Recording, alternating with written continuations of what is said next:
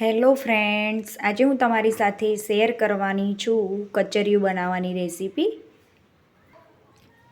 કચરિયું બનાવવા માટે મેં અહીંયા 500 ગ્રામ તલ લીધેલા છે, 400 ગ્રામ ગોળ લીધો છે. મેં અહીંયા દેશી ગોળનો ઉપયોગ કર્યો છે.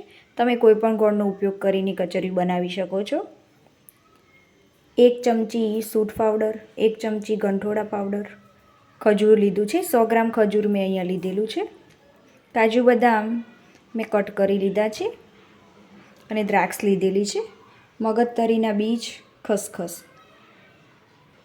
અહીંયા આપણે કચરિયું બનાવવા માટે તલના તેલનો ઉપયોગ કરીશું. આટલી સામગ્રીનો ઉપયોગ કરીને આપણે ઘરે જ એકદમ શુદ્ધ કચરિયું બનાવીશું. એક મિક્સર જાર લઈ લઈશું. મિક્સર જારમાં આપણે તલ એડ કરીશું.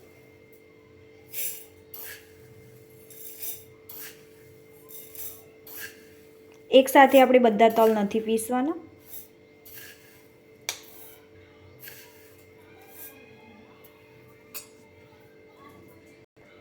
ઢાંકણ બંધ કરીને તલને પીસી લઈશું. તલ પીસાઈ ગયા છે કે નહીં ચેક કરીશું. તલ આપણે એકદમ સરસ પીસાઈ ગયા છે. આ જ રીતે આપણે બધા જ તલને ક્રશ કરી લઈશું. તલમાં આપણે ગોળ એડ કરવાનો છે.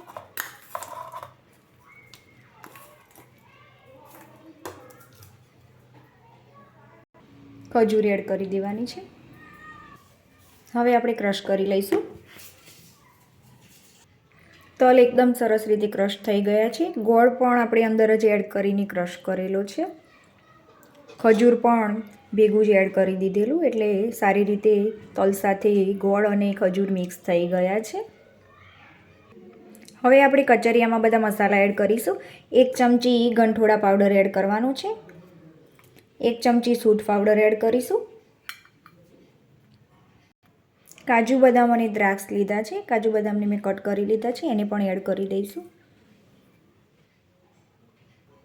જ્યારે આપણે કચરિયું ખાતા હોય ત્યારે ડ્રાયફ્રૂટ જ્યારે મોડામાં આવે છે તો એનો ક્રન્ચીનેસ ટેસ્ટ બહુ સરસ લાગતો હોય છે, એટલે ડ્રાયફ્રૂટ મેં આ રીતે કટ કરીને લીધેલા છે. જો કટ કરીને ના લેવા હોય તો ભેગા જ તલ સાથે ક્રશ કરી શકાય છે.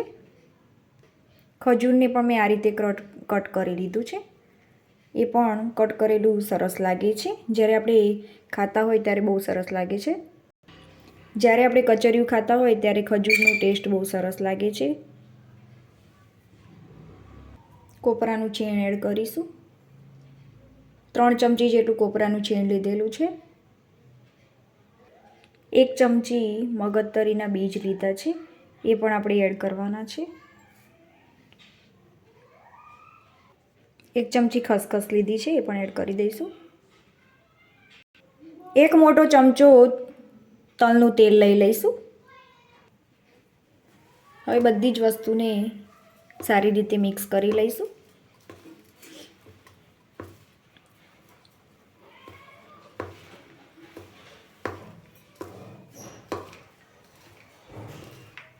આ કચરિયું આપણે ઘરે બનાવીએ છીએ એટલે 15 થી 20 દિવસ સુધી સ્ટોર કરીને ખાઈ શકાય છે. બજારનું કચરિયું 1 અઠવાડિયા સુધી જ સારું રહેતું હોય છે, પછી ખોરું થઈ જાય છે.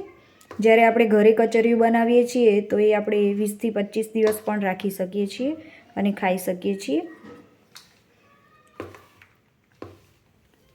એકદમ શુદ્ધ ઘરનું કચરિયું બનીને રેડી થાય છે ઘરે જો બનાવીએ તો. તલમાંથી સારા એવા પ્રમાણમાં થોડું તેલ છૂટું પડ્યું છે, એટલે આપણે 1 જ મોટો ચમચો તલનું તેલ લીધું છે. જો કચરિયું વધારે ઓઇલી ફાવતું હોય તો વધારે પણ તલનું તેલ એડ કરી શકાય છે.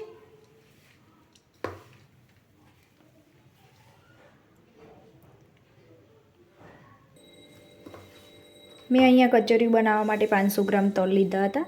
એની સામે મેં 400 ગ્રામ ગોળ લીધો છે. જો ફ્રેન્ડ્સ તમે ગળ્યું ઓછું ખાતા હોય તો 500 ગ્રામ તલની સામે 300 ગ્રામ ગોળ લેવાનું છે, તો એકદમ એ સારું બનશે, મીડિયમ બનશે. અને જો ગળ્યું ભાવતું હોય કચરિયું તો 500 ગ્રામ તલ લેવાના છે અને એની સામે એક્ઝેક્ટ 400 ગ્રામ ગોળ લેવાનું છે. તો એ તમારું પરફેક્ટ માપ છે કચરિયું બનાવવા માટેનું.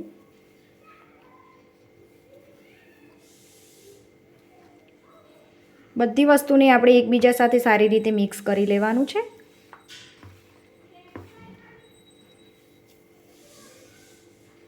અંદરથી તેલ એટલું સરસ છૂટું પડી ગયું છે કે આ રીતે આપણે લાડુ બનાવીએ તો પણ સરસ બની જાય છે. તમે જોઈ શકો છો ફ્રેન્ડ્સ. આપણે કચરિયાને આ રીતે હાથની મદદથી જ મિક્સ કરવાનું છે. ચમચાનો ઉપયોગ નથી કરવાનો. હાથની મદદથી જ એકબીજા સાથે એકદમ સારી રીતે મિક્સ થઈ જશે.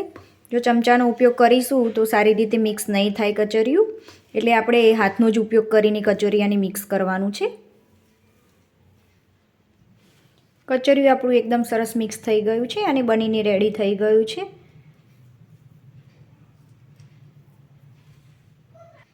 હવે આપણે કચરિયાની ગાર્નિશ કરીશું. એક વાટકી લઈ લીધી છે, એમાં મેં તલનું તેલ લઈ લીધું છે.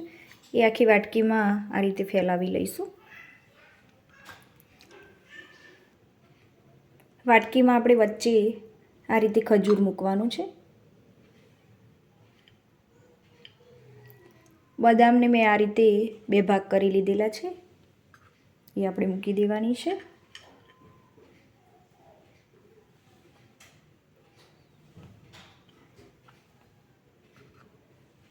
આ રીતે આપણે ચારે બાજુ બદામ મૂકી દેવાની છે.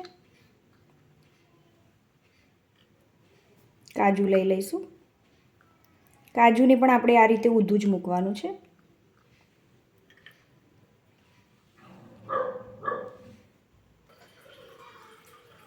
થોડા મગજતરીના બીજ ભભરાવી લઈશું. ખસખસ,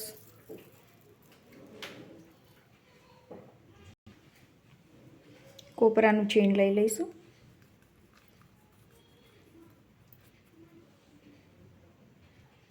હવે આપણે વાટકીમાં કચરિયું એડ કરીશું.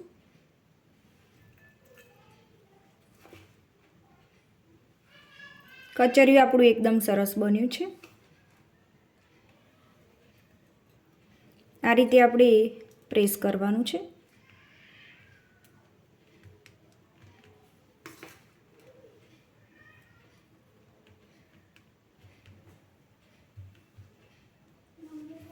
આ રીતે દબાવીને આપણે સેટ કરી લેવાનું છે. હવે આપણે આ રીતે પ્લેટ લઈ લઈશું. એક વાટકીની પ્લેટમાં આ રીતે મૂકી દેવાની છે. નોર્મલ આ રીતે ઠપકારવાનું છે. હવે આપણે વાટકીને લઈ લઈશું. કચરિયું એકદમ સરસ વાટકીમાંથી બહાર આવી ગયું છે. તમે જોઈ શકો છો ફ્રેન્ડ્સ. તમને હું નજીકથી બતાવું. વધેલા કચરિયાને આપણે એક ડબ્બામાં ભરી લેવાનું છે.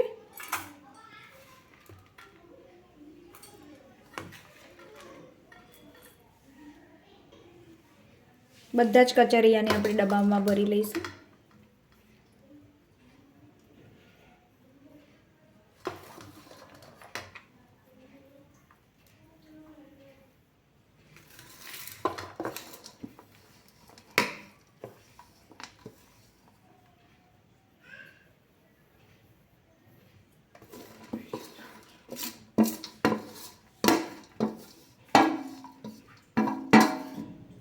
આ રીતે દબાવી લેવાનું છે,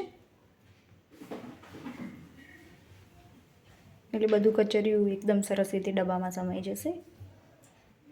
આપણું કચરિયું બનીને રેડી થઈ ગયું છે ફ્રેન્ડ્સ. કચરિયું બનાવવામાં આપણે ઘીનો ઉપયોગ નથી કરવાનો, સિંગ તેલનો પણ ઉપયોગ નથી કરવાનો. તલના તેલનો જ ઉપયોગ કરીને આપણે કચરિયું બનાવવાનું છે. કચરિયું બનાવતી વખતે આપણે એ વાતનું ખાસ ધ્યાન રાખવાનું છે. તમે પણ ફ્રેન્ડ્સ આ રીતે કચરિયું બનાવજો અને કોમેન્ટમાં જરૂરથી જણાવજો કે કેવું લાગ્યું. મારી ચેનલને લાઈક, કોમેન્ટ ને સબસ્ક્રાઈબ કરવાનું ના ભૂલતા ફ્રેન્ડ્સ. Thank you friends. હવે ફરી મળીશું એક નવી જ રેસીપી સાથે.